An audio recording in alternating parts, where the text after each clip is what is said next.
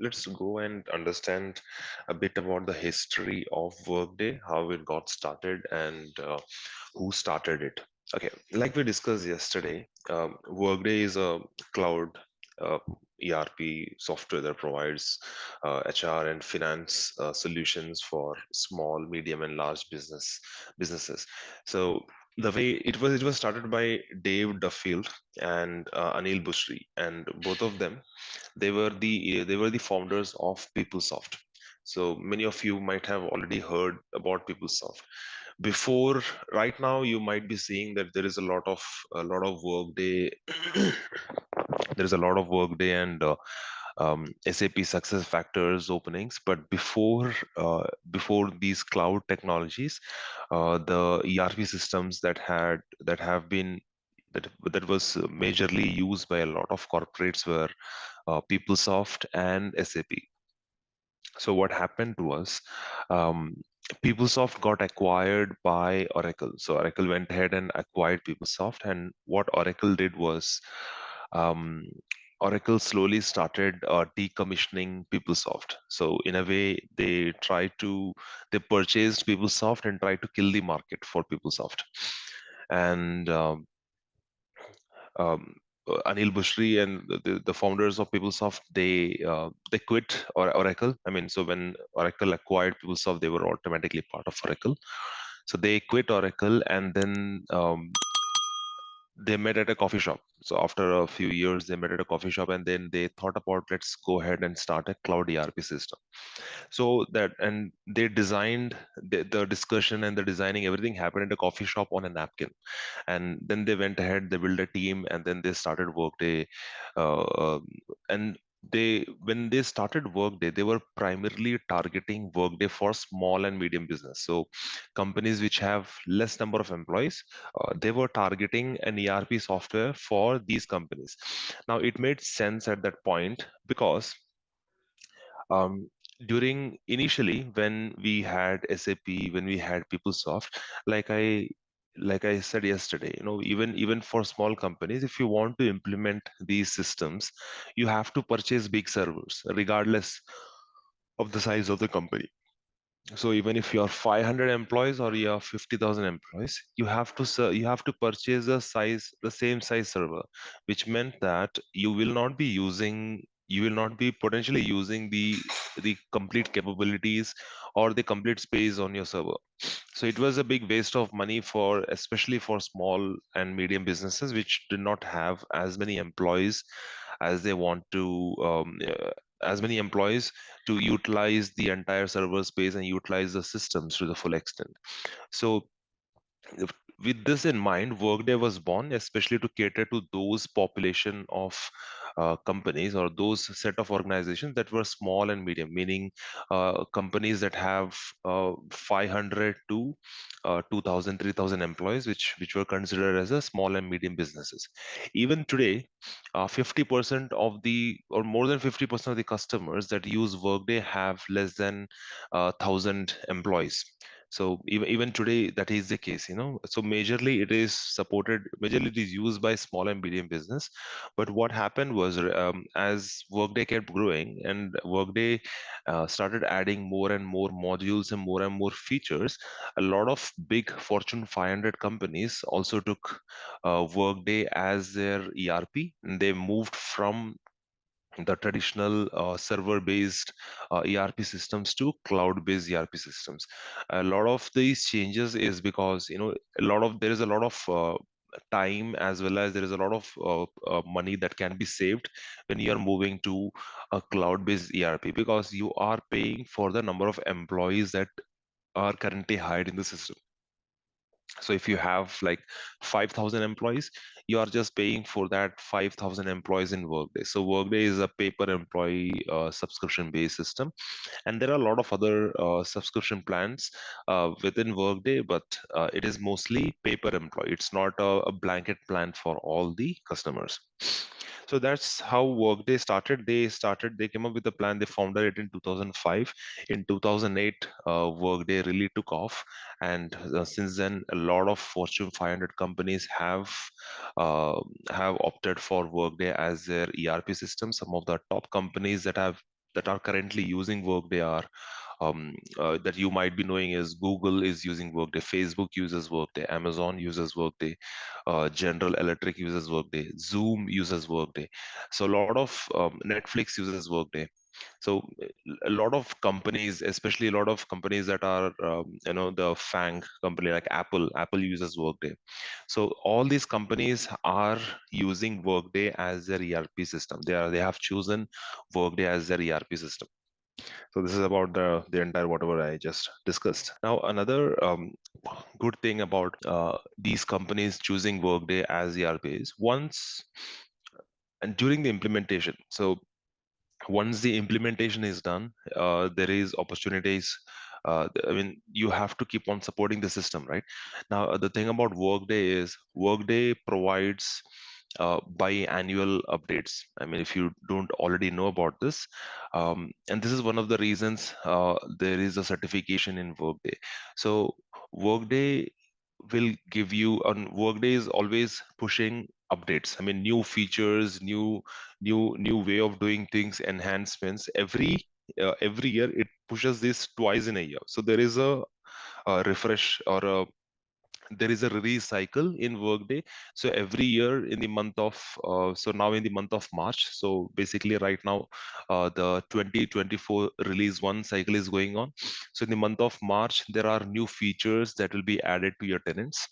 In the month of August, September, there will be release two, when there will be new features that will be added to your tenants again. So in a year, Workday sends these features or these enhancements twice in a year. Now, having a cloud system is more easy to push these updates because Workday can push these since it is cloud. Workday can refresh every Workday customers tenants with these new enhancements and features at the same time, rather than the customers having to update it by themselves. And because of all these benefits of using Workday, a lot of companies have opted for Workday as their primary ERP system. Now Workday provides ERP planning solutions and provides support for handling your human capital, payroll, financials, and student management capabilities. So it can be used by technology companies, it can be used by healthcare companies, it can be used by industries like banking, healthcare, technology. It can also be used by universities. So we have a separate module called Workday Student, where the universities can implement Workday. It can pay their teachers. It can create student accounts. So a lot of possibilities are also there for universities, and there are a lot of universities, a lot of famous universities which have opted to use Workday as their ERP. Okay, let's talk about integrations in Workday. Workday has let's say Workday consultants are primarily divided into two types. One is functional consultants, and then we have integration consultants. So functional consultants are those who will be working on the functional aspects. When I say, they will be working on configuring the Workday system, basically whatever requirements the client will have, they will do this configuration within the Workday environment. And let's say the client has certain third party systems, or they have access to, or they have subscribed to any third party systems uh, which they are currently using, and they would like to continue using those systems. However, they also want to integrate those systems with Workday. For example, let's take payroll for example. Workday currently supports payroll for only 5 countries, as we discussed. It is just USA, UK, Canada, Spain, and Australia. So these are the only countries for which Workday currently supports payroll. So let's say a global client like Google, or let's say Facebook. They have offices in multiple countries across the globe. It's not just these 5 countries. So they still want to continue paying their employees, and they might still want to continue with their existing vendor. There will be cases where certain vendors will be available only for certain countries. So in those cases, Workday, the client still wants to continue using their existing payroll service provider, but they also want to use Workday. So the compensation data, like what will be the pay of the employees, that should be still coming from Workday, because Workday is the HR system, right? So you will be maintaining the payment information in Workday. Let's say the employee just hired, you are providing like any stock grants, or you are the new employee who is joining, you should be paying that new employee automatically. If an existing employee had a promotion and had a salary increase, or got like a one-time spot award, you should be making those payments. So all these payments should automatically flow from Workday to your payroll system. So in order to do that, there will be an integration that will be done between Workday and this third-party system, and this will be done by the integration consultants. So integration consultants will be primarily tasked with the activity of integrating with third-party vendors and third-party systems, and they will be working on maintaining these integrations, whereas the functional consultants will be working on the functional configuration, basically configuring everything within Workday. So these are the two streams, like I can say, basically two how can I put this? Like, you can either choose to be a functional consultant, or you can choose to be a integration consultant. Now there are people who do both functional and integration work. They are called as techno-functional consultant. Even though they are a techno-functional consultant, their primary skill will be either towards leaning towards functional, or a bit towards integration. But I have rarely seen anyone who is like a proper techno-functional, like who excels in both integrations as well as the functional part of it. And there are certainly people in the world who does that. However, it is not a requirement, or it is not an expectations. Generally, a functional consultant is only dealing with all the functional part of it, whereas an integration consultant is only dealing with the integrations only. If I talk about myself, I'm a functional consultant, and I only work as a functional consultant. I never got an opportunity, I can say, to work on integrations. So I have never worked on integrations before in my last 10 years of my career, and it has not affected me in any way. So you can also choose, and the course that I'll be teaching is primarily for functional consultants. So you can choose to be a functional consultant. Even that is a very good career path. However, if you think that you like a bit of coding and you like to do these integrations, and you're interested in pursuing integrations as a career path, you can also opt in. You can start learning the Workday integrations, Workday Studio integrations, different types of integrations, and then you can become an integrations consultant. From a opportunity perspective, you have opportunities for both, meaning both functional consultants as well as integration consultants are in demand. So I'll put it this way: any project, any client will require both functional as well as integration consultant. Now, for integration, there is no specific module, meaning if you are integration consultant, you'll be working on all types of integration. You should be able to work on any type of integration. Whereas in functional consultants, they have like there will be HCM consultant, there will be time and absence consultant. So basically, consultants who specialize in a specific module of Workday. And if you go and look for Workday jobs in LinkedIn, or anywhere in Google, you will specifically find the clients or the companies listing out the modules that they want the candidates who are applying to have knowledge about.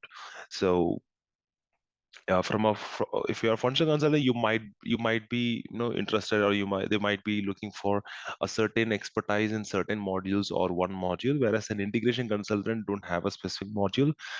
They will be working on all types of integration.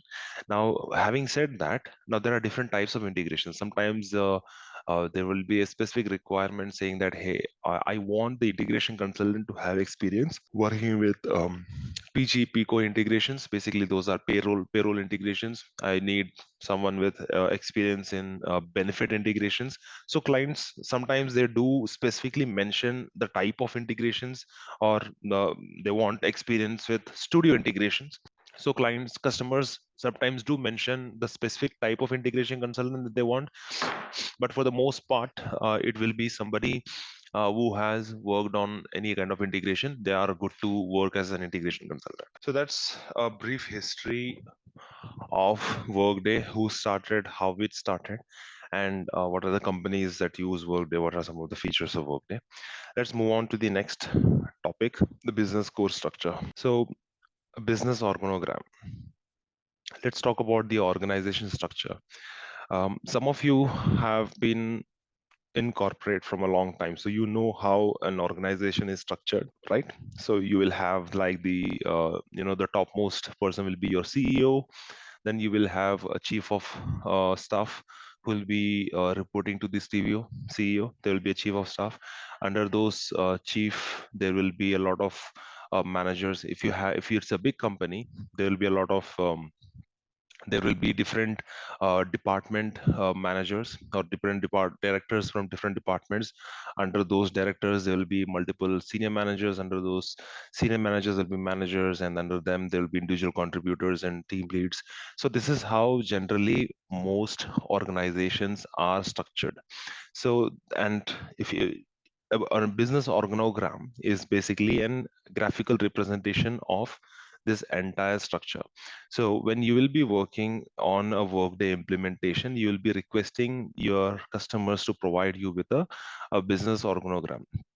So basically you will be asking them or helping them understand like what is your current organization structure, and um, the business organogram will help you understand or give you a graphical representation of that specific structure, and you will be implementing that structure in Workday. But even to start with the implementation, you should first understand how this particular structure looks like, how many managers are there, so that you know how many organizations you'll have to create in Workday, how many people you'll be hiring in Workday, and how many managers you'll be hiring, so that you will create that reporting capabilities like this. These people report to this specific manager.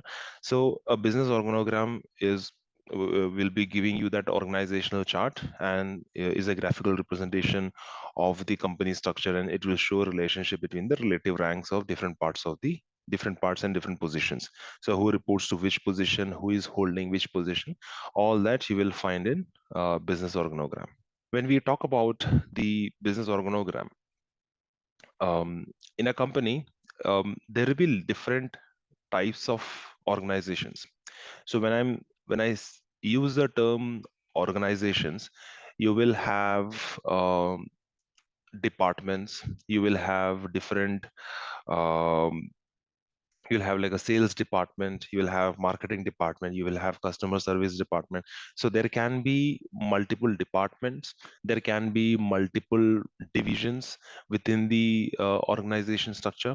So this business organogram will be providing you with all those specific details, like this is how the structure of my company looks like, and this is the top most organization, and in the top organization we have these many employees who are like who belong to the leadership. So basically you will have CEO and the chief of staff in the topmost organizations, and as we navigate down the hierarchy, you will see that you have different divisions and different departments for each of these different verticals in the organization. So if it's a manufacturing company, you will have different verticals like production, manufacturing. Then you have a separate department for sales and marketing. You have a separate department for customer support. So there will be different departments that will be created, that's already there within an organization. You'll be creating these different departments and different organizations within the Workday tenant and the Workday system, and then you will label each of these departments differently. And in these departments you will again be creating sub departments. So if it is sales and marketing, you'll create a separate department for sales, a separate department for marketing. Even within sales, if you want to further bifurcate, you can also bifurcate and create separate organizations and separate divisions within the different departments. And all this we can do in Workday, and I will be we'll be discussing and we'll be seeing this all live starting next week. So this week I am just giving you an overview of what are some of the possibilities, and going to some of the very basic fundamental topics of Workday. So in Workday, the business organization structure refers to the hierarchy of arrangement of business units, departments, teams, and positions within the organization. And it is a key feature of Workday HCM suite that allows organizations to model this structure and manage their workers and in more organized and streamlined manner. So basically, you will be able to create these structures in Workday, and it allows the organizations to easily manage the positions. So once these structures are created, you know exactly, the customer knows exactly in which particular structure you have to create a position, in which one of these departments you need to hire an employee. They can also report, saying that report on top of it, meaning they can report on how many employees are currently there in sales and marketing, how many employees were hired recently this month. So what is the head count? So every month, what is the head count? Is it going up or is it going down? Is there a lot of attrition? They can do all these reporting and analytics within the Workday once things are configured. So a business organogram or the organization structure will help you with designing the initial skeleton of how the reporting looks like within your organization. Let's talk about Workday's architecture fundamentals. Okay, let's talk about the multi-tenant. Now, like I explained, a tenant is basically an instance of Workday, meaning it's like a copy. Let's take an ERP system, or to explain you better, uh, let's consider Facebook account, your Facebook account. Okay, and if you copy that same Facebook account multiple times, so you say you have 10 different accounts, the same account, but you just have 10 different versions of it, or 3 or 4 different versions of it. Now all these are same accounts. However, if you when you have multiple versions, let's say you added a new post today, that might not be reflecting in the other accounts. So there will now, even though when you are starting with the same account, whenever you are making different changes in different accounts, those will not be automatically reflecting in every account, because all these accounts are now individual accounts. Similarly, in Workday, if you think about a concept like that, it's a multi-tenanted system, meaning you can have multiple tenants for the same instance. So let's say the company went live with Workday, and when they go live, they will be getting 3 tenants, or actually 4 tenants they will be getting. One is their production tenant. The production tenant is where the customers, all the employees will be using the production tenant. So the employees, all the actual transactions that will be happening will all happen in the production tenant. Now you will also have a sandbox tenant in Workday. The sandbox tenant is a tenant that is a copy of production, and this sandbox tenant will refresh every week, meaning on Monday the sandbox tenant will be a fresh copy of production. When I say copy of production, whatever data is there in production, it will automatically copy all that into the sandbox tenant. So basically, whatever you have in production, all those latest transactions, when I say transactions, let's say you have hired an employee on Friday, you will see that employee in sandbox as well, because it is a fresh copy of the production environment. Now as you go towards the week, like from Monday to Friday, uh, whatever changes that you do in the production will not reflect in the sandbox, because the sandbox tenant will refresh every week. After Friday, on Saturday, the sandbox tenant gets refreshed with again a fresh copy of production. Now, why this is helpful is, let's say you are a consultant working on a project supporting your customer. Eh, If there is any changes, anything that you have to configure and test. So whenever you are moving changes, or whenever you are adding new features into Workday, you will have to first configure it and test it and get approvals before you move it to the production. Now you will be doing all these testing and all these configurations and testing these enhancements in the lower tenants, meaning you will not be doing it in production tenant. So if you have to test any latest transactions, so there was a new hire, but there was some problem with the new hire, you'll be doing these testing in the sandbox tenant, because that is where the latest transactions will be available. So you'll configure those fixes in the sandbox tenant, and then you will get the client to test it. So you will test it, you will do unit testing, the client does the user acceptance testing, they will test it, and once the test is confirmed, they will ask to move these changes to production. And if you forget to move those changes, or if you don't complete, or if you don't document those changes, as of Monday, whatever changes that you did in the sandbox will again be wiped out, because it will again be a fresh copy of production. So sandbox tenant will have a refresh cycle of every week. Okay, now coming to, there will be another tenant as well that will be provided called as implementation tenant. So sandbox tenant has a refresh cycle of week, and the implementation tenant that will be given to the customer will have a refresh cycle of every that refresh cycle. Usually most customers refresh it on a quarterly basis, meaning every 3 months they refresh it. However, there is no caveat saying that it should refresh in 3 months only. You can refresh it every week, every month. So it depends on the customer to customer. So some customers would like to refresh it on a monthly basis. Some customers will refresh it on a quarterly basis. And the way you refresh is you'll create a request with Workday and ask the Workday to go ahead and refresh this tenant. So these are the three tenants that will be given to every Workday customer at the time of go live. So whenever they go live with a new Workday system or a new Workday implementation, Workday will provide these tenants by default as a part of the subscription to all the customers.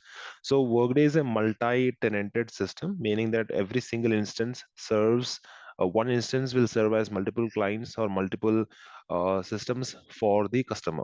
Now, this allows for a very cost-effective delivery of software that ensures that each tenant has access and latest updates and features.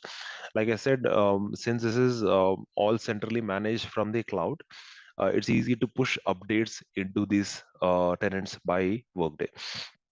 So let's say there is a problem within Workday system, and then you have to fix it. Workday can fix this problem for all the customers on a weekly refresh. So meaning on a Saturday, they can push these updates to all the Workday customers, so that by Monday they will again see that problem's gone. Now, when it comes to traditional softwares like PeopleSoft or SAP, what they do is they usually publish that, hey, these are some of the problems that is going on, and these are the steps to fix these problems. Now it is for the company to go through those fixes and apply those fixes by themselves in their systems, whereas when it comes to Workday will automatically make those fixes for all their Workday's customers. Any questions on the multi-tenant? This multi-tenant will start making more sense as we progress through the course. It might sound a little confusing as I'm just explaining these things from a slide.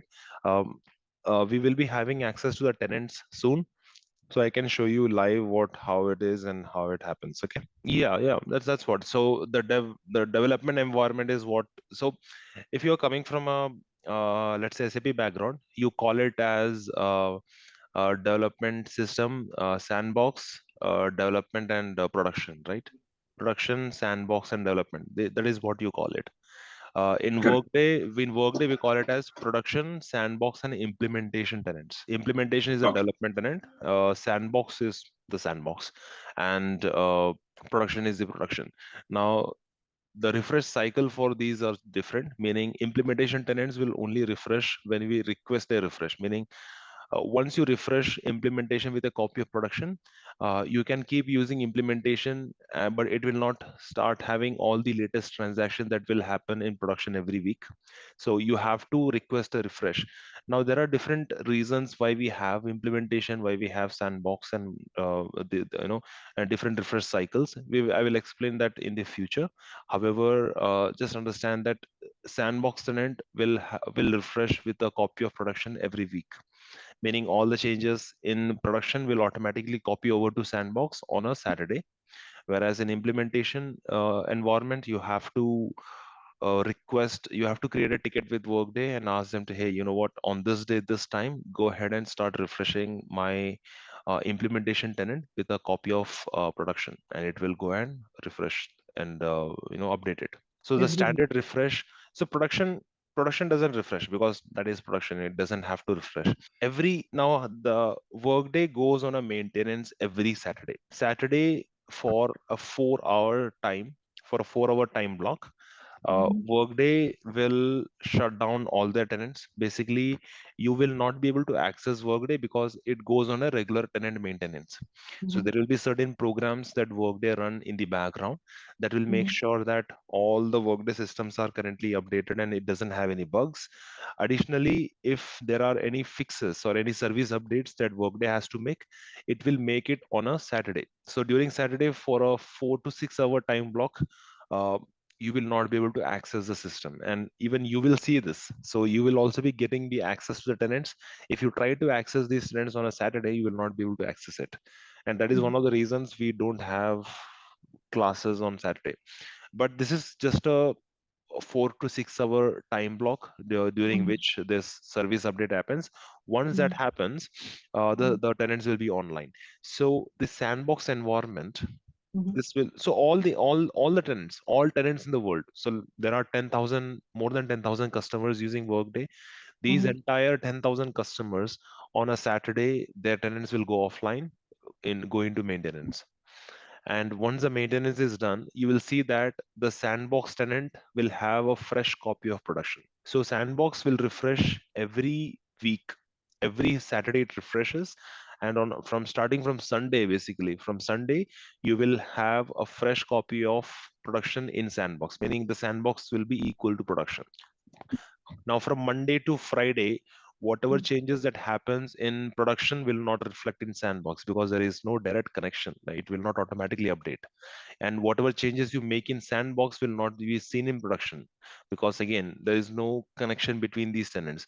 Again on a Saturday, sandbox will again be updated with production, so whatever changes you made in sandbox, it will all Mhm. be wiped out. You can request exceptions up to 2 weeks on a like a, so let's say up to 2 weeks, in the sense you can request a exception this week, you can request an exception next week. After Mhm. that you cannot request because you can only do it for consecutively 2 weeks. So Okay. that's the max amount of time that Workday allows an exception. Yeah, Workday allows up to 2 weeks of exception, refresh exemption basically.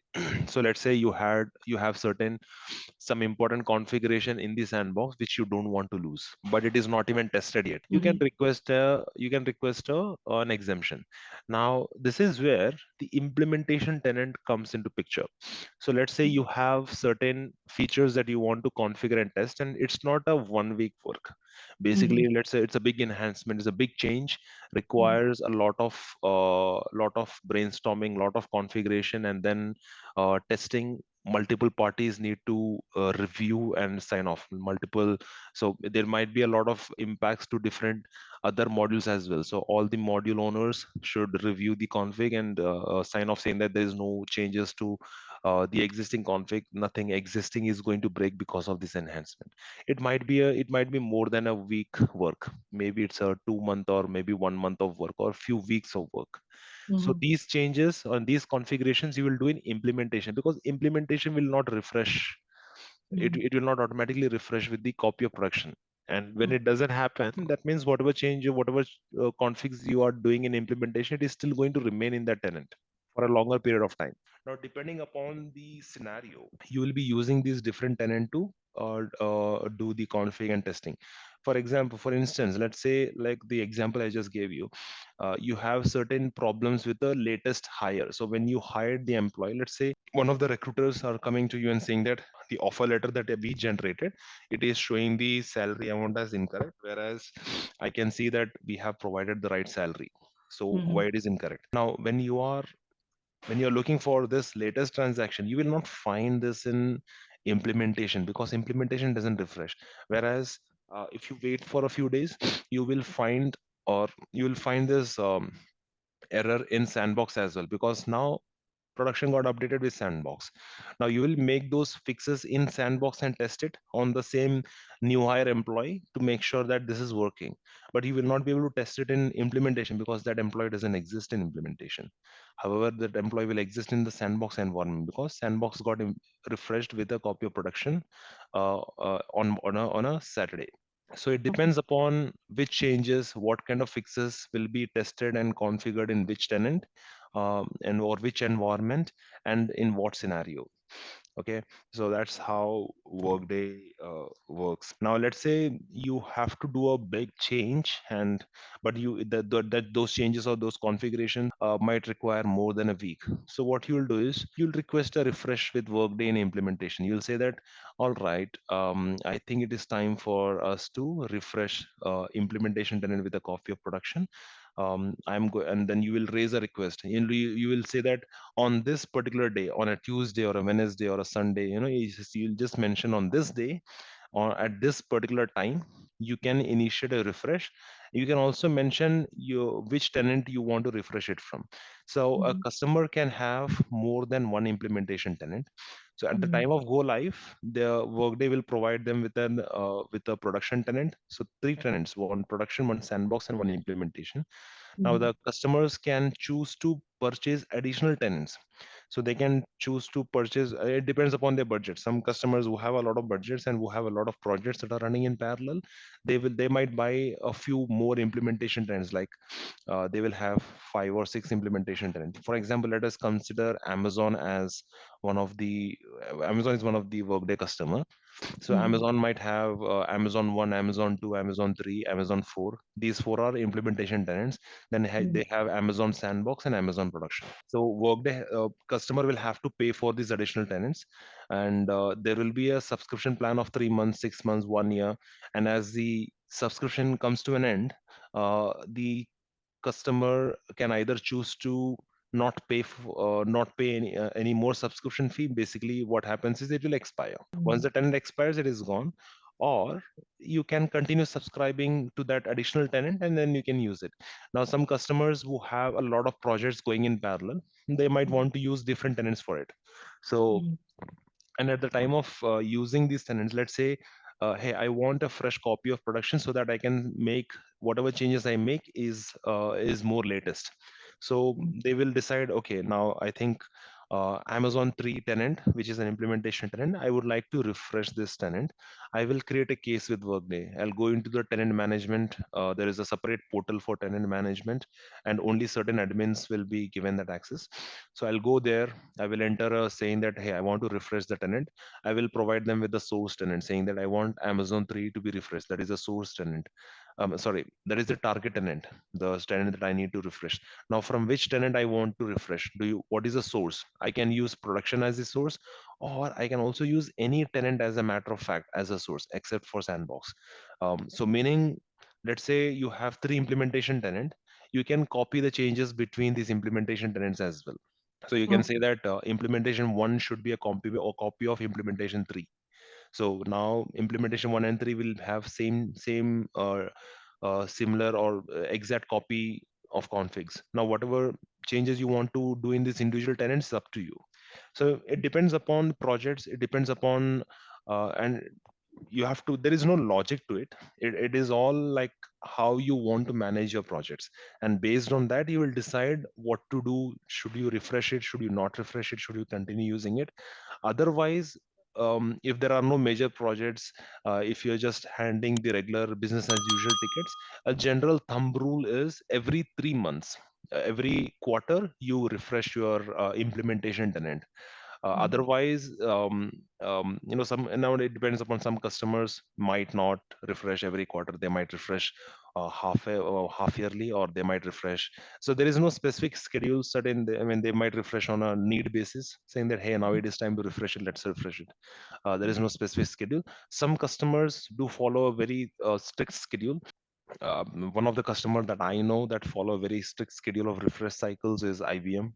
IBM follows a very strict refresh schedule for their implementation tenants. So they have like a day calendar published saying that, hey, this day you will be seeing refresh. There will be communications sent saying that, hey, we are going to refresh. If there is any configurations that you're working on in implementation tenant, go ahead and start documenting it, because once the refresh is done, you will lose it. So we document it, and then you have to reconfigure it in implementation if that is not in any other tenant. Sandbox has a fixed refresh cycle every Okay. week. All the other tenants you can do on an ad hoc need basis.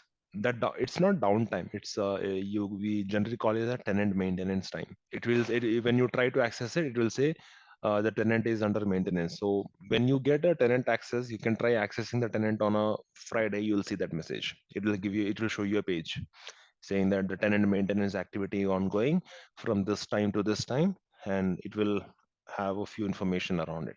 That's how Workday works. All right. So having said that, let us discuss about how the implementation what is the implementation methodology for Workday. Now, there are different methodologies. Nowadays, a lot of companies are doing, I mean, there is this sprints going on.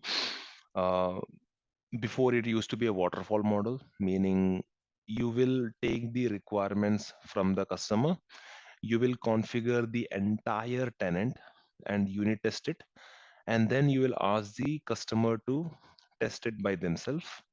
Any changes that they request, there will be a second cycle of config, meaning if there was any changes that are required, they will reconfigure those and then move towards a second refresh cycle or move it to a second sprint. So basically, before, it used to be a waterfall model where everything that client wants will be configured and tested, and any changes that are required, again, this will be reiterated like for two to three times until you get the complete configuration done.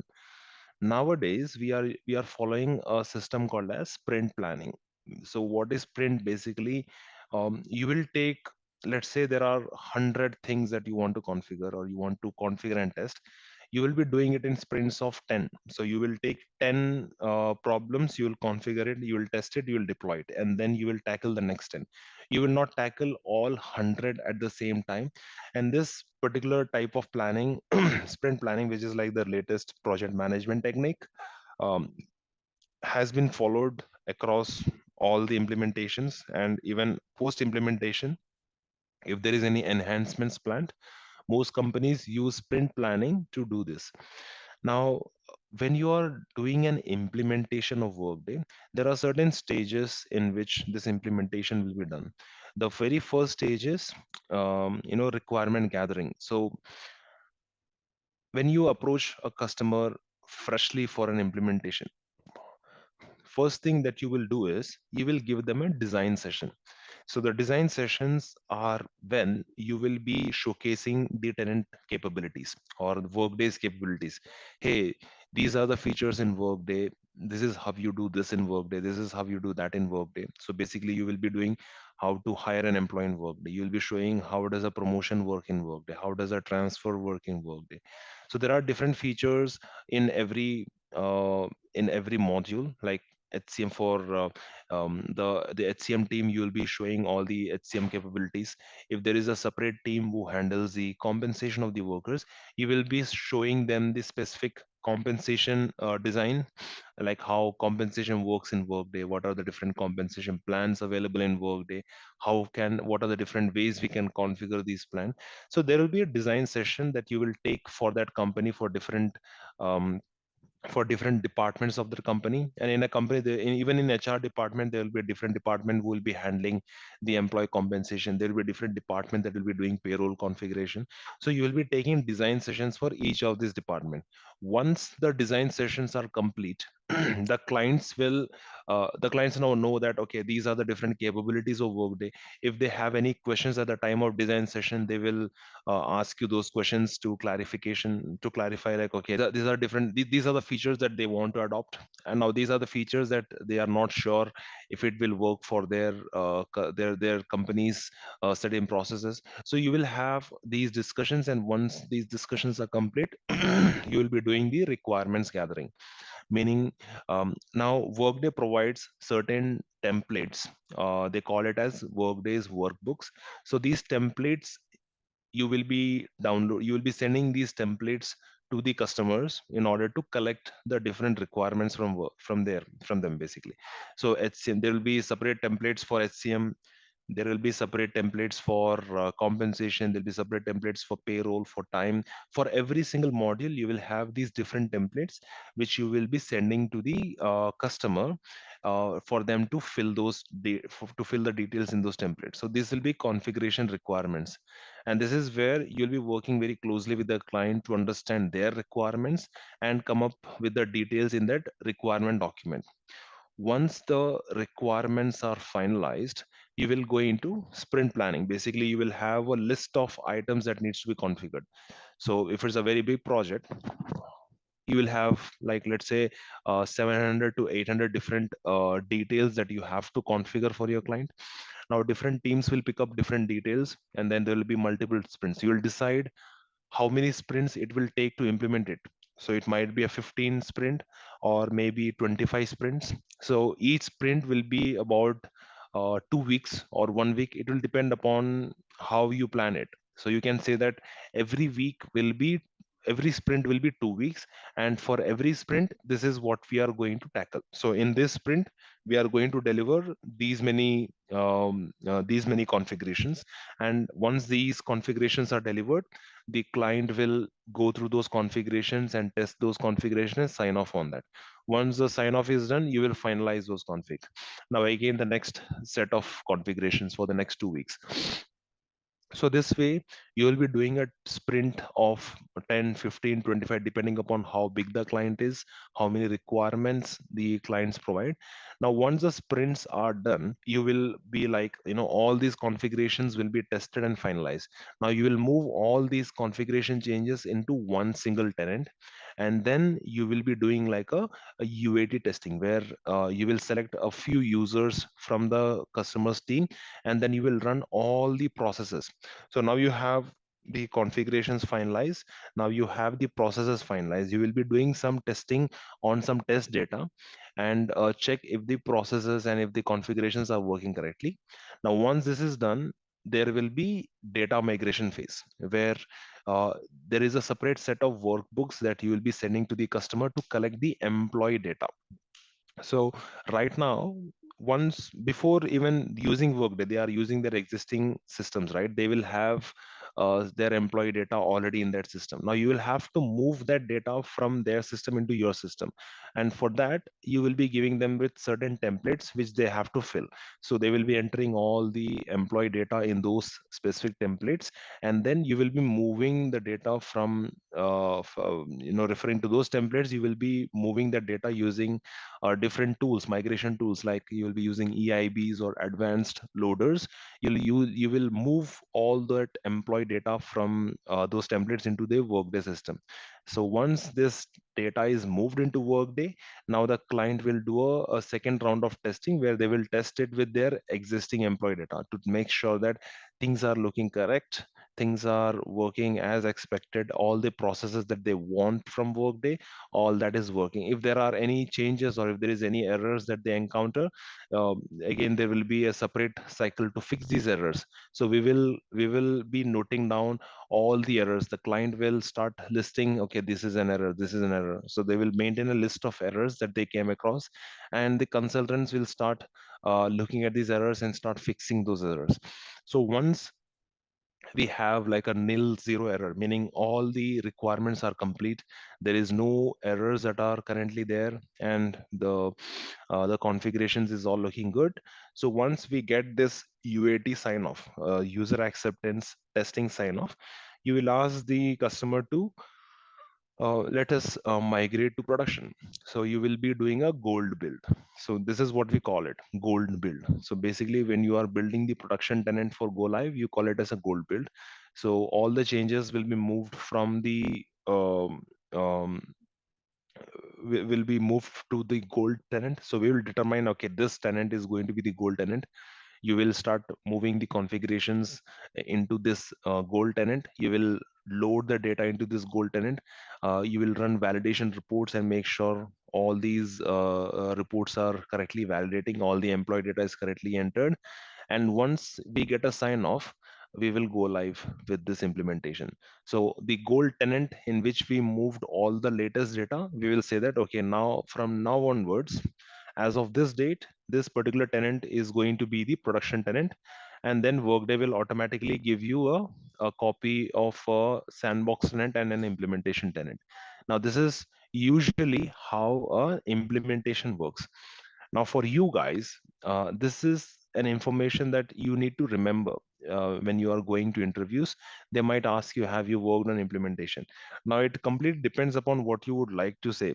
Most of the times, you will be moving or you will be interviewing for a company that is hiring you for an AMS project.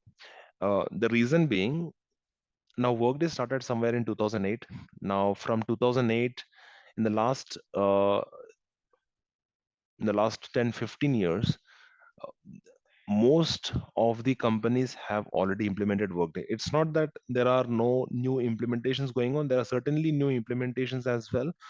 However, nowadays the number of implementations have gone down significantly, and but there is a lot of AMS project, meaning ongoing support projects.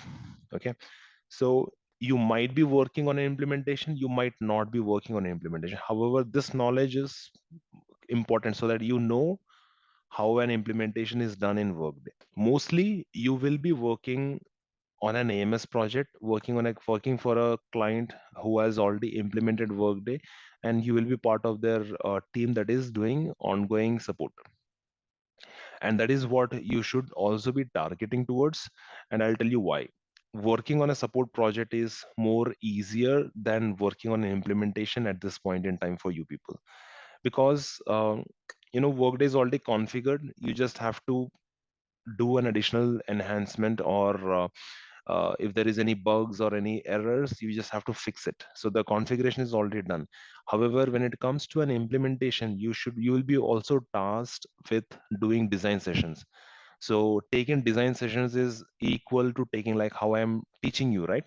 You will also be taking these kind of presentations to the clients.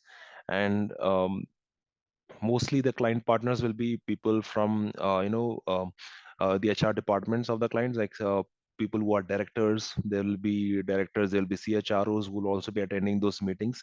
So if you're not very confident, it will be difficult for you to take those design sessions. However, if you're working on an MS project, it will be easy for you to still manage and start having some practice, or some hands-on experience on Workday before you move into an implementation role, if you want to move there. Now, implementations are usually done by partner companies. Now, there are two types of organizations which you will join. You will be either joining a partner company or you'll be joining a customer company. A partner company is an organization which will provide Workday implementation and support services to Workday customers. So let's say Facebook, Amazon, they all use Workday.